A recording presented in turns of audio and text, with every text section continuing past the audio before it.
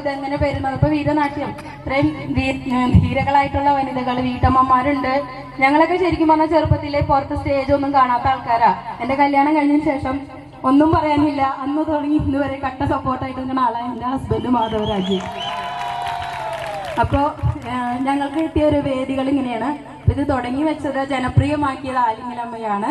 ഇപ്പൊ ഒരുപാട് ടീമുകളൊക്കെ ഇതിന്റെ അവകാശങ്ങളൊക്കെ പറഞ്ഞു വരുന്നത് ഞങ്ങൾ കാണാറുണ്ട്. പക്ഷെ ഇതിന് വീരനാട്യം എന്നുള്ള പേര് കൊടുത്ത് ഇത് ജനപ്രിയമാക്കിയത് ആലിംഗലമ്മ തന്നെയാണ്. ഞങ്ങൾക്ക് വെറുതെ എല്ലാ കാര്യമായിട്ട് തന്നെ പറയുന്നത്, അതെല്ലാവർക്കും അറിയുന്നതാണ്. അപ്പോൾ ഇനിയുള്ള പാട്ടുകളൊക്കെ നമ്മൾക്ക് നിങ്ങളുടെ പ്രോത്സാഹനമാണ്. അടുത്തത് കാവടി സെറ്റൊക്കെയാണ്. പിള്ളേരൊക്കെ ഉണ്ടെങ്കിൽ വെറുതെ ഇരിക്കേണ്ട, അവർക്ക് ബാക്കിൽ നിന്ന് ആടണമെങ്കിൽ ആടാം, അല്ലെങ്കിൽ ഇവിടെ നിന്ന് നിങ്ങളുടെ ഇരിക്കുന്ന സ്ഥലത്ത് നിന്നൊന്ന് കൈയടിച്ചാൽ മതി. ഞങ്ങളത് തകർക്കാൻ പോവുകയാണ്. ഞങ്ങളൊപ്പം നിൽക്കില്ലേ? ഞാൻ ചേട്ടനെ കണ്ട ബാക്കിൽ നിന്നാണ്, അടിപൊളി. താങ്ക് യു ചേട്ടാ.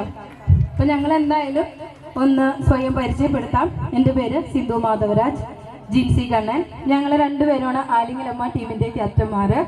ഞങ്ങളുടെ സ്വത്തുമണി ഈ വരുന്ന മുരുകന്റെ സോങ്ങിലാണ്. ഞങ്ങൾ കുഞ്ഞുമുരുകനാണ്. ദേവിക, നയന, കാർത്തിക, രശ്മി, ആർദ്ര, അമൃത, രഞ്ജിത, സൂര്യ, ആദിത്യ, ആർച്ച, വൃന്ദ, വിധു, അക്ഷയ, പ്രജിത, നീതു. അതുപോലെ തന്നെ ഇപ്പോൾ ഇവിടെ ദേവിയായിട്ട് ഭദ്രകാളിയായിട്ട് അവതരിപ്പിച്ചത് ശിവാനിയാണ്. ഡ്രസ് ചേഞ്ച് ചെയ്യാൻ പോയേക്കാണ്. പിന്നെ ഒരാൾ കൂടിയുണ്ട് ഞങ്ങളുടെ പിന്നൽ തിരുവാതിര. പിന്നൽ തിരുവാതിരയിൽ ഞങ്ങളുടെ കൃഷ്ണൻ, എൻ്റെ മോളാണ് ജാനിക്കുട്ടി ഐശ്വര്യ മാധവ്. അതുപോലെ ഞങ്ങളെ പഠിപ്പിച്ച ആളുകളുണ്ട്, ഉമ ചേച്ചി. ഞങ്ങളുടെ 2 സെറ്റ് പിന്നൽ തിരുവാതിരയുണ്ട് ഞങ്ങൾക്ക്. രണ്ടും നല്ല രീതിയിൽ ഞങ്ങൾക്ക് പഠിപ്പിച്ചു തന്നത് ഉമ ചേച്ചിയാണ്.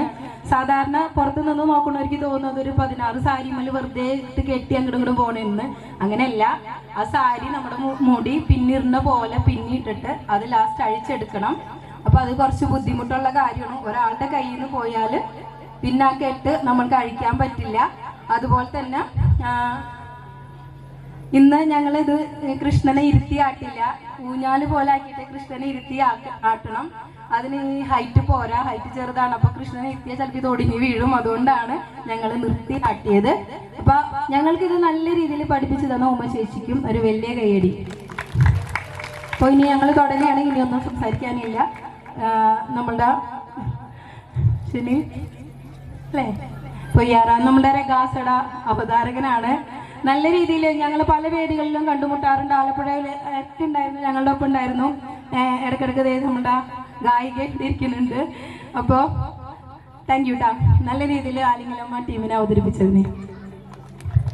ആലിംഗലമ്മ അത് ഡിസർവ് ചെയ്യുന്നതാണ്. നേരത്തെ ഉമ്മേനെ